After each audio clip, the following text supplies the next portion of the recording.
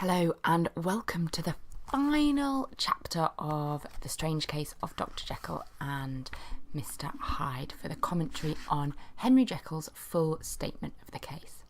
First of all, I need to say this chapter is hard. The prose in this chapter seems much more dense and complex and rambling at times than in other parts of the novella. So if you found this chapter tough going, don't worry, that's because it is really, really tough.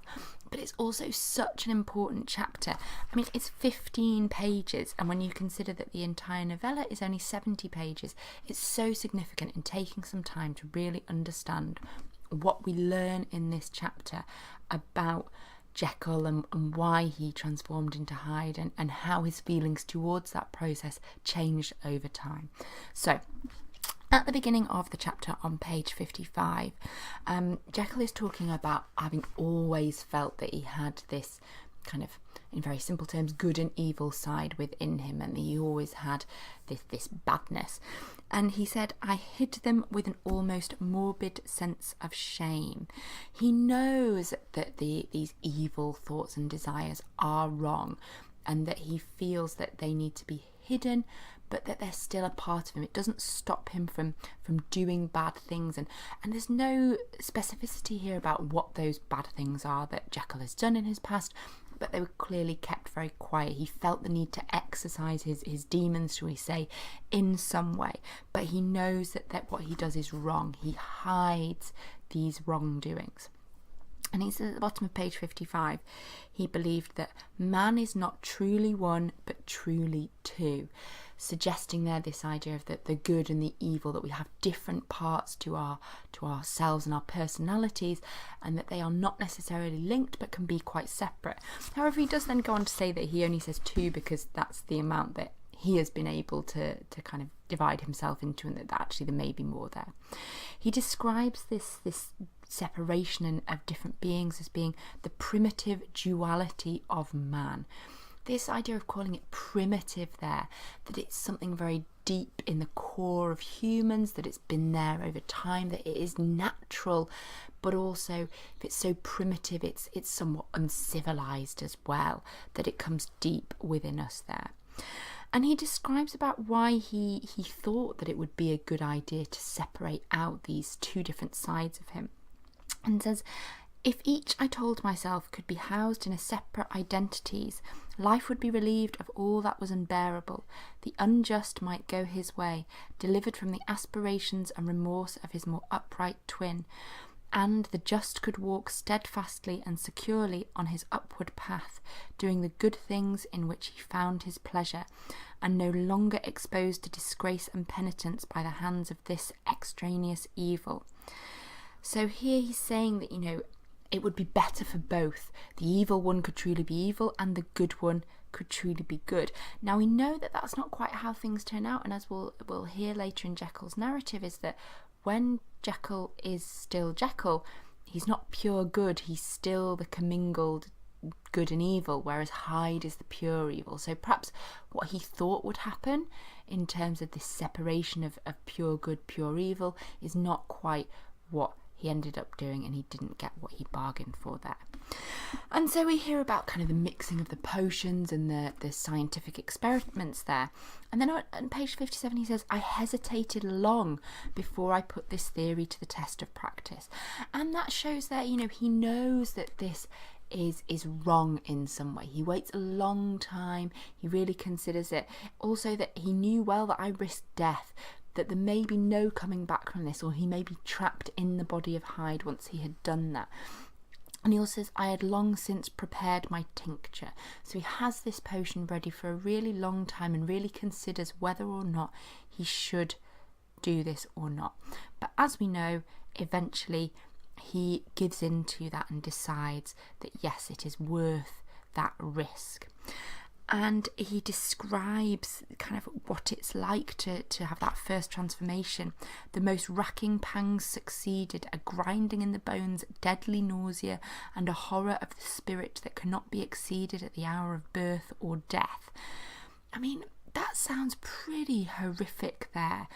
A deadly nausea, and that something is only experienced like this when you're giving birth or dying, is pretty horrible, but yet we know he goes back again and again to be Hyde. So the pleasure of being Hyde outweighed the horrors and this transformation process, which we heard previously described in chapter 9, when Lanyon was describing how horrible it was to watch Jekyll, and we heard about how he reeled, staggered and clutched at the table, and this blackening of the face, etc. So it's clearly not a pleasant experience, but his pleasure overrides that. And he says, I knew myself at the first breath of this new life to be more wicked, tenfold more wicked, sold a slave to my original evil, and the thought in that moment braced and delighted me like wine. So even in this first moment as Hyde, he knows that he's so much more evil than when he was the evil thoughts within Jekyll, when Jekyll has dabbled in some kinds of social wrongs as himself, that Hyde, even in his early form, is more than tenfold that time, more than 10 times as wicked. But this does not shock and horrify Jekyll here. He says, it delighted me. He feels happy at this true evil spirit there, which is quite strange when we know that Jekyll is such an intelligent and respected man, but clearly he has a strong course of evil running through him. And he describes seeing himself for the first time there, and how he risks going up to his room to be able to look into the mirror, and the youth that Edward Hyde has. And he says that his evil side had been much less exercised and much less exhausted, and he feels that that's why he is so much smaller, slighter and younger as Jekyll, because he is not aged as much in his evil side, because it has been kept much more closely under wraps and not as used. And he describes that is why he has the evil, though, has caused this imprint of deformity and decay. And these two words, deformity and decay, there are words that we have heard throughout the novella numerous times to describe Hyde's appearance, deformed in some way, some kind of decay about the face, this strangeness and oddness of appearance, which again Jekyll feels is the evilness, again conforming to that idea in society of your appearance being representative of your soul. But again, he stresses that this did not horrify him. Not only does he know he's more evil than he had anticipated, but he's got this horrible appearance. But he says he felt no repugnance, rather a leap of welcome. A leap, when you're leaping, you're really bounding forward, you're taking great strides of welcome there. He's keen to welcome this character into his life. But he also recognises that, that he was no longer commingled out of good and evil as Hyde. He says, Edward Hyde, alone in the ranks of mankind, was pure evil. None of Jekyll remained inside. It was only evilness that is within this character here. And then we hear Jekyll describe that night as coming to a fatal crossroads, describing it as fatal there, that already death is upon him. And he has the realisation that he has not created a better situation for himself. And he says, although I had now 2 characters as well as 2 appearances, one was wholly evil and the other was still the old Henry Jekyll, the incongruous compound of whose reformation and improvement I had already learned to despair. The movement was thus wholly toward the worse. So after this first time as being Hyde, he feels that actually this is not an improvement but a worse situation, because now he has this outlet for the pure evil. But when he returns to being Jekyll, he's not become a purely good person. He still has those darker thoughts and tendencies within him. So now there's just kind of more evil in his life overall, I guess, there. And that was not really what he was first going for. He wanted that separation of the pure good and the pure evil. Yet despite that, we know that he then goes back many, many times. And he says, it was on this side that my new power tempted me until I fell into slavery. And that, describing it as slavery there, that he is bonded to Hyde, that Hyde has power over him, even in these very early parts. And he says that part of the reason that he was tempted towards this is because he was getting older, and that actually, this battle of being good and evil as Jekyll himself was too much, and he didn't want to be this old man with this mixture of different feelings, that instead he is tempted into the slavery of Hyde, really emphasising that power of Hyde there. We then hear the descriptions of how he created this life for Hyde, the house in Soho, the will, so that he has the money will come to him if Hyde overpowers Jekyll on a permanent basis there. And we see still at this point this pride. He says at the top of page 60, I was the first that ever did so for pleasure, to hire a bravo, to transact a crime is what he's describing here, to get somebody else to carry out your ills. He says, I was the first that ever did so for pleasure. I was the first that could thus plod in the public eye with a load of genial respectability, and in a moment like a schoolboy strip off these lendings and spring headlong into a sea of liberty. I mean, that repetition of the I was the first there, he really feels as if some kind of pioneer, and the imagery created there of strip off these lendings and spring headlong into a sea of liberty, a sea of liberty, a sea of freedom, and describing it as a sea there, this is something that is vast, it is uncontrolled, that it's just absolute freedom for him when he turns into Hyde there, and he's still describing it in a really positive manner, and he says, think of it, I did not even exist, ! This wondrousness of being able to just disappear. And that when he's turned back into Henry Jekyll, he describes himself as being a man who could afford to laugh at suspicion. That when he is back as being Jekyll, he does not need to feel any guilt, that nobody would ever think this of him because of his reputation and his status in society there. So he feels as if he's very safe there. However, then we see some descriptions of him going and doing these terrible deeds that he does. And he says that when I came back from these excursions, I was often plunged into a kind of wonder at my vicarious depravity. A kind of wonder suggests some kind of awe and amazement of these evil deeds that he has done there, and that this cruelty that he has carried out. But he says it was Hyde after all, and Hyde alone that was guilty. He does not feel any guilt there. He can separate what he does as Henry Jekyll to Hyde as the pure evil. He does not associate Hyde as being a part of him now. He feels that is his evil taking away. And he describes that how his conscience slumbered. This idea of it sleeping, of perhaps having momentary glimpses of being something wrong, but just in this deep slumber there of sleep, and not really recognising that there is anything to even feel bad for. He includes a quick account of the child that we heard about back in chapter 1 being trampled calmly, and how at that point he then realises that he needs to set up a bank account for Hyde because he had to supply the cheque in Jekyll's name. And so we understand a little bit more about that early situation there. However, we then start to see the tipping of the balance of power from Jekyll to Hyde. We hear the description of how one morning Jekyll wakes up, and this is 2 months before the murder of Sir Danvers Carew. Jekyll wakes up in his bed as Hyde. He hasn't taken the potion. That is showing here that Hyde is starting to have powers of his own. He does not need the medicine to allow him to take control of Jekyll now. He is growing in strength almost here, and that he wakes up in bed in his room as Edward Hyde, showing that loss of control.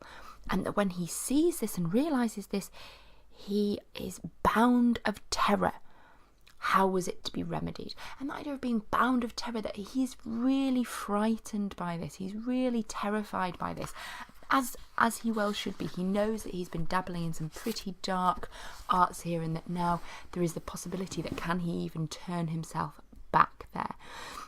And that after making his way back through the house as Hyde, as he fortunately has already integrated Hyde into a part of his narrative with his servants and seen him around the house before, when he turns himself back, he says on page 62, This inexplicable incident, this reversal of my previous experience, seemed like the Babylonian finger on the wall, to be spelling out the letters of judgment, and I began to reflect more seriously than ever before on the issues and possibilities of my double existence. And he's starting to question here, should he continue to turn into Hyde? And he talks about the letters of my judgment, the judgment coming from God here, that can he redeem himself from this? But he also recognised that Edward Hyde had grown in stature, that this idea that, Hyde has always been described as being very small, but he is perhaps less small than he used to be. He is becoming a little bit more powerful, a little bit bigger physically, because more time is being given to being evil, and just as a child grows over time, Edward Hyde is also growing over time. And he says he worried that the power of voluntary change might be forfeited and the character of Edward Hyde become irrevocably mine, that there would be no turning back from that point. And he feels that he was slowly losing hold of my original and better self and becoming slowly incorporated with my second and worse. Here he's recognising that Jekyll is the better person, that Hyde is the worst person to be. And, he really thinks on this, and he feels that, he wants to not become Hyde. But he says that by doing that, Jekyll would suffer smartingly in the fires of abstinence. Hyde would not be even conscious of all that he had lost. And that for Jekyll, describing the loss of being Hyde, to suffer smartingly in the fires of abstinence there, to abstain from something is to not do it and to not take part in it. But that imagery of suffer smartingly in the fires, this idea of it being hellish, painful, burning him to do that really shows the pleasure and desire that he has to be Hyde. Whereas for Hyde does not at this stage seem to have his own consciousness that if he destroys Hyde, then Hyde won't know that he's been destroyed, because he's not a real person perhaps there. And that he decides that yes, he prefers to be the Doctor, even though he is perhaps discontented there. But there is also this element when he makes this choice that did he think he would really stick to it forever? Because he does say that he doesn't give up the house in Soho, he doesn't destroy the clothes of Hyde, and he doesn't also, there's no mention of closing that bank account either. And he certainly doesn't mention anything about getting rid of the potion that he has created. So yes, he makes the decision for 2 months to not turn into Hyde. However, he doesn't shut the door on that possibility, and he says that for 2 months he has a good life. But he begins to get these desires to allow his evil thoughts and actions to flourish once more. But he doesn't transform into Hyde. It is not specified what he does, but he says that he carries out the tortured throes and longings that he has, but he does them within his own body as Jekyll rather than transforming into Hyde. But in the end he gives into it and he swallows the transforming draught. And he describes how Hyde is so much more powerful. He says, "My devil had long been caged, he came out roaring." Such a great quote there, describing him as my devil, the pure evilness of Hyde, the fact that he has been caged like some kind of wild animal there, and he came out roaring. So many animal references to Hyde throughout the novella there. This roaring, is it in anger that he has been caged for so long? Is it in that kind of, ferocity of the ills that he is about to carry out there? And that he says that he feels that he had a more furious propensity to ill, that the desire within Hyde to carry out evils was so much greater now, and that he says that it stirred in my soul a tempest of impatience. This tempest, this storm of impatience, a tempest is uncontrollable, it's wild. Again here it shows that Jekyll does not have control once he has turned into Hyde, that Hyde is very much a driving force here. And instantly the spirit of hell awoke in me and raged. Again, this idea of uncontrollable anger and fierceness here, the spirit of hell. Hell was such a powerful place at this time for Christians, and that, you know, the hell is within him there really emphasises that evil and horrific nature of Hyde. And we of course know that at that point he then goes out and commits the murder of Sir Danvers Carew, which we hear a brief account of here on page 64. And we then hear how once he transformed back into Jekyll, that he was streaming tears of gratitude and remorse, had fallen upon his knees and lifted his clasped hands to God. We have such a strong image here of Jekyll praying for forgiveness. He is crying his eyes out, you know, he's in prayer to God, this gratitude that he has been able to turn back into Jekyll, the remorse at what he has done. It seems here that, yes, he is really realising that he has committed such terrible evils and he is trying to repent for his sins. And he decides, no, I definitely do not want to be Jekyll anymore. I do not want to be Hyde anymore. And he says about how he embraced anew the restrictions of natural life and he wanted to be confined to the better parts of his existence.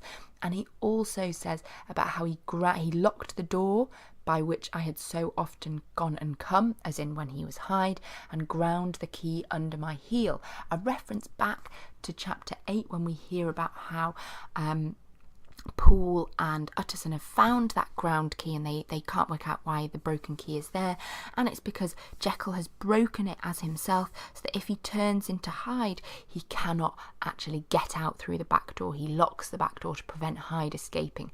I mean, what I would say on that is that we've just heard 2 pages before that he's walked through his own house as Hyde before. So was it truly stopping Hyde from ever getting out? Perhaps not, but is it more of a determined effort than previously to do so? Absolutely. And we hear here about that period of Jekyll's purity and goodness. I resolved in my future conduct to redeem my past. The idea here of redeeming yourself to God, of you know, atoning for your sins here. And the language here of kind of redemption, he talks about how he has honesty and how he laboured to relieve suffering, that he wants to do good for others, and how he wants to live this pure life here, and that he actually really enjoys it as well. And we remember this from the description by Utterson of how he has these 2 months of having many dinners with Jekyll, and how this was this great period of when he was very charitable and also very religious. Jekyll clearly feels the need to renew that connection to God there. But we know that this also does not last forever, and he says at the bottom of page 65, there comes an end to all things, and that actually he could not continue as Jekyll, and that he one day actually again finds himself turning into Hyde.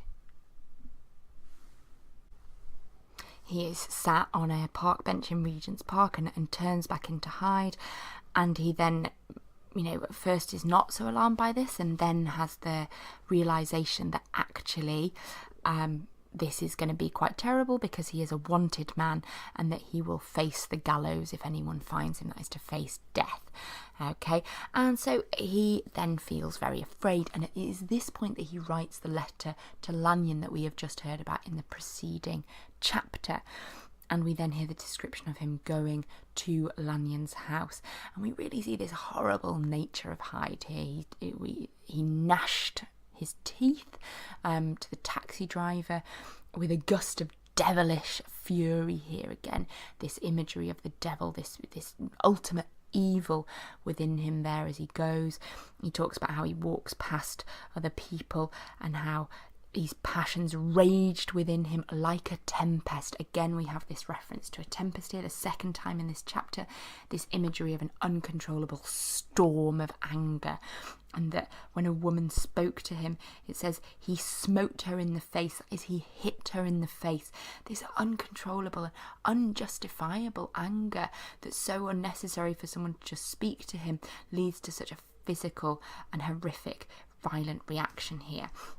And then we hear about how he is at Lanyon's house, and that once he turns back into himself from taking the potion, he says, A change had come over me. It was no longer the fear of the gallows, it was the horror of being Hyde that racked me. And it's still unclear, when he's telling Lanyon to behold how much of Jekyll's consciousness had seeped into Hyde there. But it seems that this is a defining moment for him, that when he returns back to being Jekyll at this point, he is now the horror of being Hyde. He is fearful of being Hyde. It horrifies him, it scares him. And that he talks about how he receives Lanyon's condemnation partly in a dream, and that he's almost in some kind of dream state. The word dream is repeated several times in this paragraph on page 68. And that he said, I still hated and feared the thought of the brute that slept within me. And that he's scared that he doesn't have the control and that Hyde might take over him again. And indeed he is. Just later on that day, he's stepping out, walking across his courtyard. He says, I was seized again. And this verb seized there, as if he has gripped it quite violently almost, and that it's not something that he can free himself from. He has no power over it, and he turns back into Hyde again. And luckily this time he can just run back into his house and take the potion. And we then have this description of how Hyde's power is just increasing and increasing, and how frequently we hear that he is turning back into back into Hyde, and that he has to take the potion now to be turning back into Jekyll, and that is really horrible for him there, to have this total loss of control. But also that for Hyde, he knows that he's this wanted man, and so sometimes he wants to turn back into Jekyll as well. And he describes how Hyde plays ape-like tricks, and this reference to apes there again, it comes up again later in this chapter as well, this primitive nature of Hyde there that we've heard many times during the novella. And that he would play these tricks like scrawling in my own hand blasphemies on the pages of my books, something that is a reference back again to chapter 8 when they found the religious text which had blasphemies written on it. And it's not clear at the time, was that Jekyll, was that Hyde that had written? Indeed it was Hyde using Jekyll's handwriting there, we now hear confirmed. Burning letters, destroying a portrait of my father. And that actually, he says that if Hyde did not have such a fear of death, he would long ago have ruined himself in order to involve me in the ruin, so that he would have committed suicide there. But he does not want to, because he's also, Hyde has got this love of himself there. And that, ultimately Jekyll does not have any power over him, and that he wants to end everything, and he knows that time will come, because he cannot keep on turning into Jekyll, because he's running out of the potion that we've heard about, that he's so keen to get his hands on when he was sending Poole to all of these chemists. However, he realises that actually it was some kind of impurity that first allowed him to become Hyde in the first place. And in this final page, on page 70, we hear Jekyll, debating what will happen. Will Hyde destroy this letter? He feels that he might be able to resist from that, but he knows that he will no longer be able to be Jekyll anymore, and that he's got one last amount of potion left. And he says, will Hyde die upon the scaffold, or will he find the courage to release himself at the last moment, as in to commit suicide? And of course we know that is what he does, to prevent himself from being discovered by Poole and Utterson and facing the condemnation and also the death that would follow. That instead we know that he does actually kill himself. And Jekyll describes how he says, I shall sit shuddering and weeping in my chair. And this idea of him being such a pathetic figure at the end there, physically shaking, crying by himself in the laboratory, hidden away from the world, that is such a contrast to the man that we heard about at the start of this novella, this intelligent, strong gentleman who was so wise, respected in the community, is now such a figure of loneliness and desperation. But it seems when we reflect on this final chapter that it's only in the very late stages that Jekyll really recognises what he's done.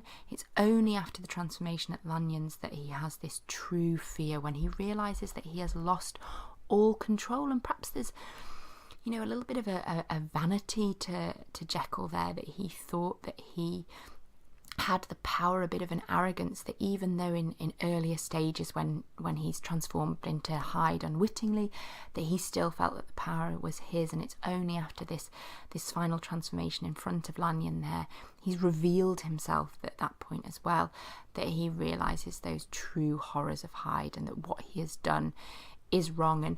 And that when he writes this narrative, we do still get the sense of some level of pride and enjoyment at what he has done, but also now the recognition and that he knows it was wrong, and that ultimately it has led to the downfall and the creation of this really sad man. And there is this pity for Jekyll here at the end, I think, overall, rather than condemnation. As the modern reader, perhaps a bit more condemnation. As the Victorian reader, though, due to that strong religious belief and that lack of desire to kind of meddle in society. If you've got to the very end of this podcast, then well done. It's tough going, this novella, but there is so much for you to say. I hope that you've enjoyed the podcast and found them really useful. Look forward to seeing lots of your ideas in your forthcoming essays. Your final code word is thank you, Mrs. Green. Bye-bye.